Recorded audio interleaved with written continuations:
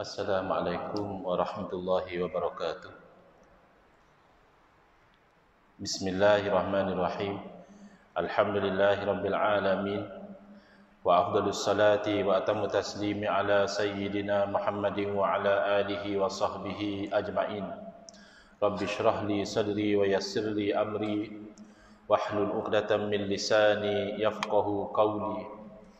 Subhanaka la ilma lana illa ma 'allamtana innaka antal alimul hakim.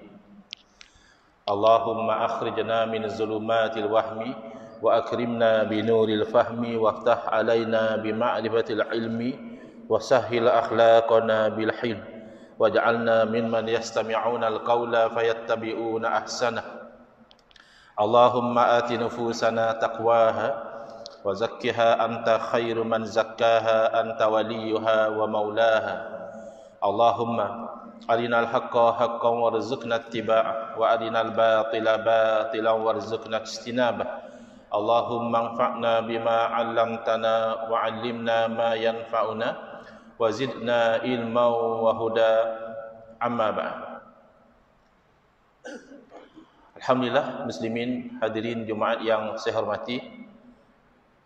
Moga-moga kita semua dirahmati dan diberkati oleh Allah Subhanahu wa taala, dan moga-moga kita semua dikurniakan oleh Allah Subhanahu wa taala kefahaman yang baik di dalam urusan agama sesuai dengan sabda junjungan Nabi kita Nabi Muhammad sallallahu alaihi wasallam, man yuridillahu bihi khairan yufaqihu fid din.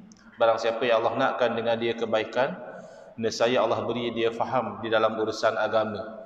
Juga moga-moga kita dikurniakan akhlak yang mulia sesuai dengan sabda Nabi sallallahu alaihi wasallam, innama bu'istu liutammima makarimal akhlak. Hanya saja aku dibangkitkan demi untuk menyempurnakan kemuliaan akhlak. Alhamdulillah, hari ini insya-Allah kita akan menyambung pengajian kuliah Jumaat bulanan, hari Jumaat yang kedua, anjuran Masjid Bukit Aman menggunakan kitab Kekeliruan Umat. Inilah jawapannya. Susunan Al-Fadhil Ustaz Mahathir bin Haji Jun, hafizahullah ta'ala wa nafa'ana bihi wa bi'ulumihi fid daraini amin. Kita sampai ke muka surat 122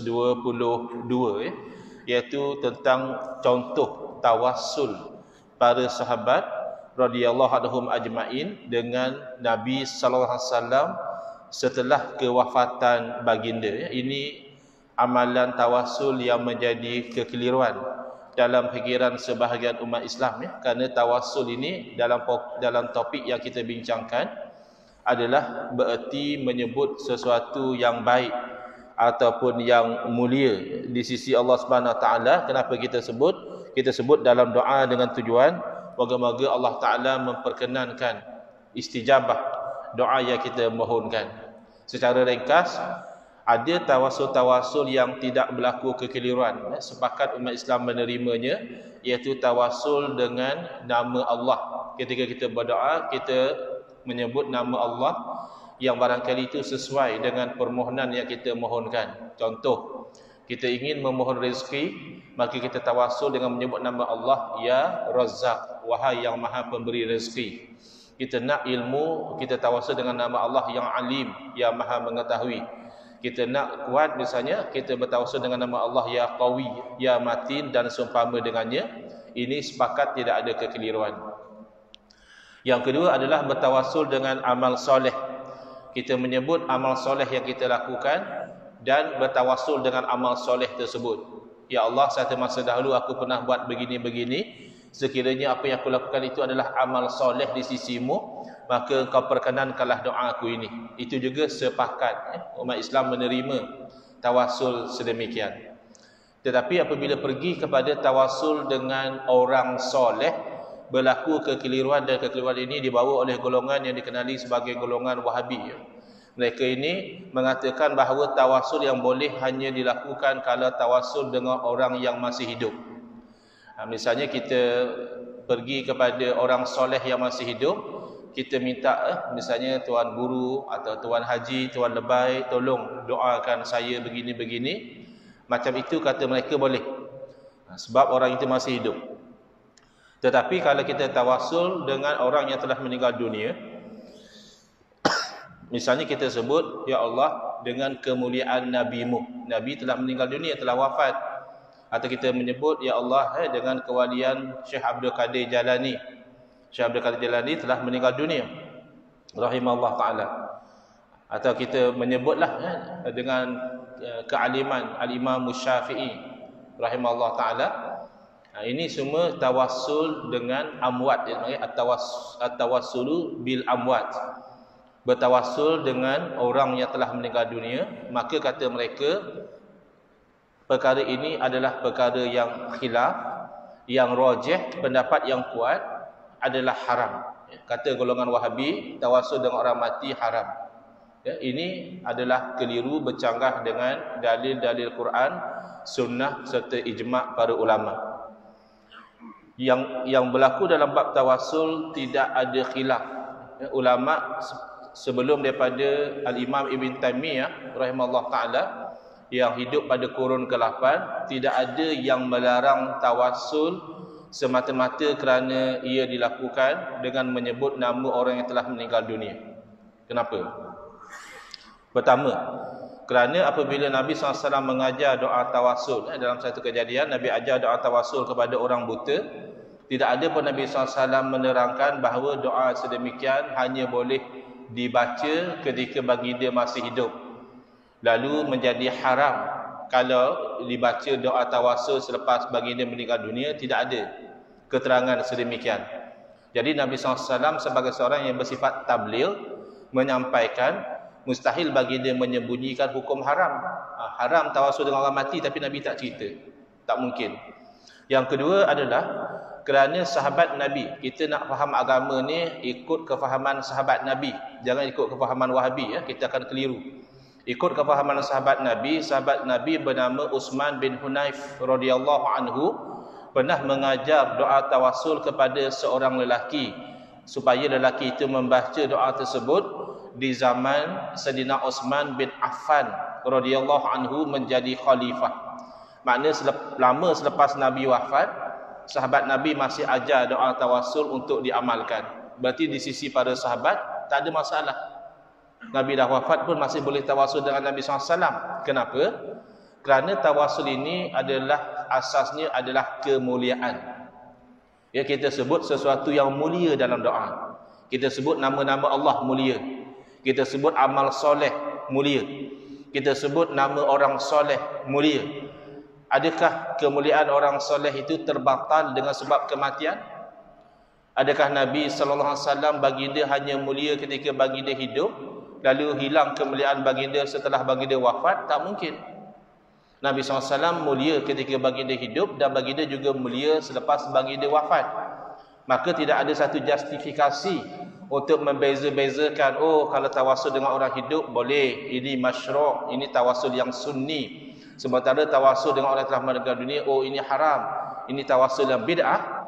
Itu adalah kalam fatwa yang mukhalif lil nusus, bercanggah dengan dalil-dalil, dan mukhalif lil ijma', bercanggah dengan kesepakatan para alim ulama. Mereka tetap berpegang semata-mata kerana ta'assub kepada fatwa Al-Imam Ibn Taymiyah. Tidak dinafikan Al-Imam Ibn Taymiyah ini seorang ulama, seorang yang alim, seorang yang mempunyai murid-murid yang juga merupakan para ulama, tetapi beliau telah ditolak oleh ulama-ulama sezaman dengan beliau. Bukan kerana beliau tidak alim, tetapi kerana fatwa-fatwa beliau yang melanggar ijma'. Salah satunya dalam bab tawassul ini, tidak ada mana-mana ulama baik salaf ataupun khalaf sebelum daripada kedatangan Al-Imam Ibn Taymiyah yang berfatwa tawassul hanya boleh menyebut nama orang yang masih hidup. Lalu kalau sebut nama orang mati menjadi haram. Tidak ada. Dan jelas ia bercanggah dengan dalil. Jadi sekarang kita lihat contoh tawassul yang dilakukan oleh para sahabat radhiyallahu anhum ajma'in. Kita dalam agama ni nak sangat ikut kepada sahabat, kerana sahabat ini adalah murid-murid Nabi SAW. Soalan, apakah contoh tawassul yang dilakukan oleh para sahabat dengan Nabi SAW setelah kewafatan baginda? Sebab ini dia punya, kita kata, point of dispute, pertikaiannya kat situ. Kalau ketika Nabi SAW masih hidup, bertawassul dengan baginda, itu tidak ada pertikaian. Sepakat kata boleh tawassul dengan Nabi ketika Nabi SAW masih hidup lagi. Yang jadi pertikaian adalah setelah baginda wafat, maka didakwa oleh golongan ini katanya tak boleh, padahal dilakukan oleh sahabat. Pertama, kisah Al-Utbi daripada Imam Al-Utbi rahimahullah ta'ala, di mana telah menceritakan, adalah satu ketika aku duduk di samping kubur Nabi sallallahu alaihi wasallam. Jadi menzahir kubur ni sunat, apatah lagi kubur Nabi sallallahu alaihi wasallam. Maka telah datang seorang A'rabi maknanya orang Arab kampung, orang Arab Badui. Badui itu daripada perkataan Badu, Badu kampung, Badui orang kampung, Arab kampung. Mengucapkan salam kepada Nabi SAW dengan katanya, salam sejahtera ke atas semua wahai Rasulullah. Ini terjemahan lah, takkan orang Badawi cakap Melayu pula. Ini terjemahan dia. Aku telah mendengar Allah Ta'ala berfirman, walau annahum izzalamu anfusahum ja'uka fastaghfarullaha wastaghfar lahumur rasul wajadullaha tawwabar rahima. Jadi dia bagi salam pada Nabi SAW dan dia bercakap. Jadi kalau geng Wahabi dia sensitif, cakap orang mati kata dia kelakar. Apa yang kelakar? Nabi SAW memberitahu bahawa orang mati mendengar, jangankan kata percakapan, jangankan kata orang bagi salam, bahkan derapan selipar orang yang ke bumi dia meninggalkan kuburan pun dia dengar. Cuma dah tak boleh sembang lah, dah mati. Dengar masih boleh dengar. Ini sabit dalam hadis-hadis Nabi SAW. Kalau kita memperolok-olokkan, sepertinya kita memperolok-olokkan berita yang diberitahu oleh Nabi SAW. Jadi kata dia, aku telah mendengar. Sami'tu qaulallahi ta'ala, Allah berfirman, kalaulah mereka ketika mana mereka menzalimi diri mereka sendiri. Menzalimi diri sendiri ini makna buat maksiat, buat dosa. Ja'uka, lalu mereka datang kepada kamu, kepada Nabi, fastaghfarullah, dan mereka memohon ampun kepada Allah, wastaghfara lahumur rasul, dan Rasul turut memohon ampun buat mereka. Apa natijahnya? Lam ni menunjukkan kepada pasti, lawajadullaha tawwabar rahima.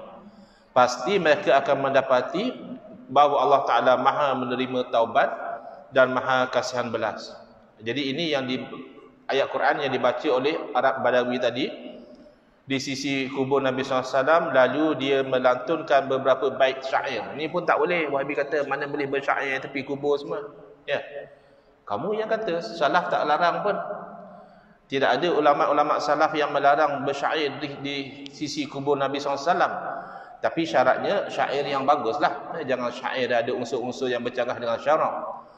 Jadi dia memuji, ma khairaman dufinat bil qa'i a'zamuhu fataba min tibihinnal qa'u wal akimu nafsil fida'u li qabrin anta sakinuhu fihil afafu wa fihil judu wal karamu.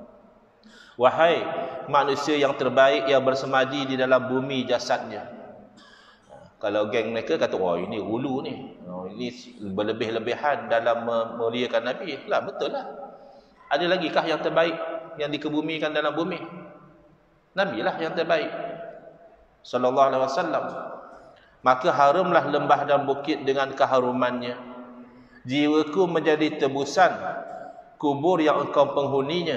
Di dalamnya ada pribadi yang suci, pemurah lagi mulia. Kalau Wahabi ada zaman tu, mereka akan kata Arab Badawi ni kuburiyun, penyembah kubur dia kata. Bukan dia sembah kubur. Dia puji Nabi SAW, dan Nabi memang layak dipuji ketika baginda masih hidup dan selepas kewafatan baginda. Al-Utbi meneruskan ceritanya. Kemudian dia, yakni orang Arab Badawi itu berpaling, meninggalkan makam Nabi SAW. Tiba-tiba dua mataku merasa mengantuk, lalu aku bermimpi melihat Nabi SAW dalam tidurku. Ini lagi mereka sensitif lah. Mimpi bukan sumber hukum, betul. Mimpi bukan sumber hukum, tetapi dia adalah mubasyirat, termasuk satu daripada 46 juzuk daripada wahyu, iaitu mimpi yang soleh, termasuk daripada perkhabaran gembira. Lalu dalam mimpi tersebut beliau melihat Nabi SAW bersabda, wahai Utbi, segera pergi berjumpa A'rabi itu dan khabarkan berita gembira kepadanya bahawa Allah telah mengampuninya. Baik. Jadi di sini bukan masalah mimpi itu. Masalahnya tidak ada di kalangan para sahabat, di kalangan para tabi'in yang mengingkari perbuatan orang Badawi tadi, sebagaimana di zaman Sayyidina Umar radhiyallahu anhu menjadi khalifah juga, tidak ada di kalangan sahabat yang mengingkari perbuatan seorang lelaki, dikatakan lelaki itu adalah sahabat Nabi bernama Bilal ibn Al-Harith Al-Muzani radhiyallahu anhu, yang juga bukan setakat tawassul, bahkan istighasah kepada Nabi SAW ketika baginda telah meninggal dunia, dengan kata lelaki itu, ya Rasulullah, istasqi li ummatik, wahai Rasulullah, mohonlah hujan buat umatmu. Nabi dah wafat, Nabi dah mati. Kata mereka, istighasah dengan orang mati syirik. Di sisi Ahlussunnah wal Jamaah bukan begitu. Syirik adalah menuhankan selain daripada Allah. Sama ada orang itu mati atau orang itu hidup, kalau kamu mengiktikadkan ketuhanan pada orang itu, maka ia adalah syirik. Kalau kita minta tolong orang hidup juga, sebagaimana orang-orang yang ajaran sesat misalnya, mereka minta tolong dengan ketua mereka, dengan iktikad ketua mereka itulah Tuhan yang memberikan, maka itu syirik walaupun ketua mereka masih hidup. Tetapi meminta tolong bukan menuhankan, kerana kalau meminta tolong adalah menuhankan, tidak ada beza. Minta tolong dengan orang mati syirik kerana menuhankan orang mati, minta tolong dengan orang hidup juga syirik kerana menuhankan orang hidup, haram dan syirik. Jadi mereka keliru di dalam memahami hukum. Masalahnya kekeliruan mereka ini membawa kepada mereka menyesatkan umat Islam yang beramal dengan tawassul, dan membawa mereka mensyirikkan dan mengkafirkan umat Islam yang mengamalkan istighasah, iaitu meminta tolong. Timbul persoalan, orang hidup kita minta tolong, logik lah. Dia bangun, dia tolong kita, ya. Dia buat itu, dia buat ini, dia usaha, dia recommend, dia tulis surat dan sebagainya. Orang mati kita minta tolong, apa dia boleh buat? Dia boleh buat yang sesuai dengan alam ruh, iaitu ruh sabit dalam hadis Nabi SAW, boleh mendoakan kebaikan buat orang yang masih hidup. Sebab itu kita tawasul hanya dengan orang soleh, kerana doa orang soleh yang diharapkan Allah perkenankan. Kita tidak pergi kepada sesiapa saja bertawasul, tidak. Kita tawasul atau istighasah hanya dengan orang-orang yang mulia daripada segi agama, kerana doa mereka itu diharapkan istijabah, perkenan daripada Allah Subhanahu Wa Taala. Sayyidina Abdullah bin Umar radhiyallahu anhuma juga bertawassul. Al-Imam Al-Bukhari rahimahullah taala meriwayatkan dalam kitab Al-Adabul Mufrad daripada Abdul Rahman bin Sa'ad rahimahullah taala berkata, khadirat rijlu bin Umar, telah menjadi bengkak ataupun sakit kaki Abdullah ibn Umar, anak Sayyidina Umar. Faqala lahu rajulun, jadi satu orang lelaki bagi nasihat kepada dia, uzkur ahabban nasi ilaika, kamu sebutlah insan yang kamu paling kasih sekali. Faqala ya Muhammad, lalu Sayyidina Abdullah bin Umar menyeru, wahai Muhammad. Fadhahaba khidru rijlihi, lalu hilang sakit yang menimpa kaki beliau. Jadi kalau di sisi mereka, mereka anggap sebut ya Muhammad adalah menyembah Nabi, sebab Nabi dah wafat, tak boleh lagi suruh Nabi. Ini kan tak betul. Kita bagi salam tu kan jelas dianjurkan, assalamualaikum ya ahla diyaril muslimin. Kita bagi salam pada orang mati. Apa makna kita bagi salam? Assalamualaikum, salam ke atas kamu, kalau tidak ada faedah. Bahkan dalam hadis Nabi SAW memberitahu, tidaklah satu orang yang mengenali satu orang di dunia memberi salam kepada saudaranya yang telah meninggal dunia, melainkan Allah kembalikan rohnya untuk menjawab salam yang diberikan kepada orang yang telah meninggal dunia. Bahkan dalam tahiyat juga kita menyeru Nabi SAW ketika kita mengatakan assalamu alayka ayyuhan nabi, salam ke atasmu wahai Nabi. Kita tak kata assalamu alaihi, salam ke atasnya. Kita khitab seperti Nabi berada di depan kita, assalamu alaika, salam ke atasmu. Kalaulah menyeru Nabi SAW selepas bagi dia wafat syirik, mustahil disuruh kita itu membaca seumpama demikian di dalam tahiyat. Jadi jauhi fahaman seperti ini, golongan yang gagal faham agama tapi merasakan diri mereka lah yang terpaling sunnah, orang lain itu semuanya ahli bid'ah, ahli sesat, akhirnya timbul sikap ekstrim di dalam beragama, sehingga ada sikap takfir, mengkafirkan orang yang mengucap dua kalimah syahadah. Dan para alim ulama tidak ada selain daripada yang terpengaruh dengan Al-Imam Ibn Taimiyah, tidak ada yang mengharamkan tawasul semata-mata menyebut nama orang yang telah meninggal dunia. Al-Imam Sufyan bin Uyainah rahimahullah taala berkata, ada dua orang lelaki yang soleh yang jika bertawasul dengan mereka, kita sebut nama mereka dalam doa, akan diturunkan hujan. Maknanya kita doa istisqa, minta hujan, kita kata ya Allah, dengan kami bertawasul dengan Ibn Ajlan, dan juga kami bertawasul dengan Yazid bin Jabir, lalu biasanya Allah akan turunkan hujan kepada orang yang tawasul demikian. Yang kata ni ulama salaf. Al-Imam Sufyan Uyainah ini adalah ulama salaf, generasi tabi'in.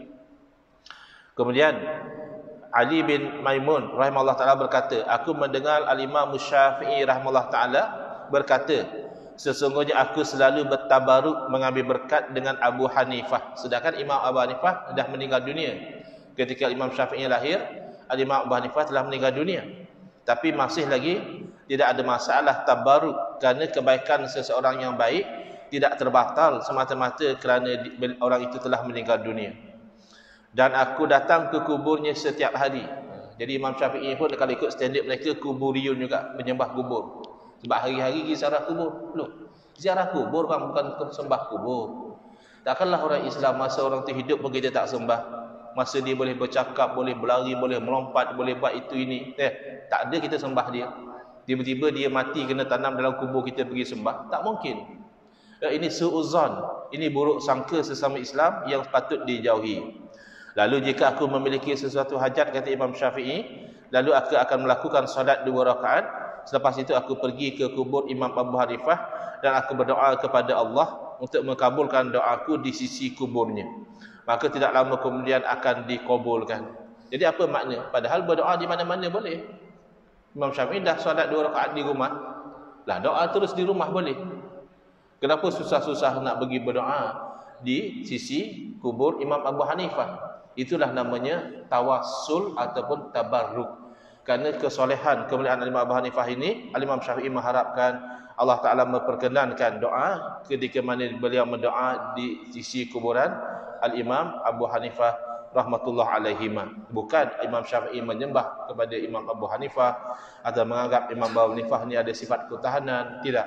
Tetap berdoa kepada Allah dengan penuh keyakinan bahawa Allah Ta'ala yang memperkenankan doa dan mengurniakan segala-galanya, tetapi mengambil barakah dengan melakukan doa tersebut di sisi makam orang yang soleh.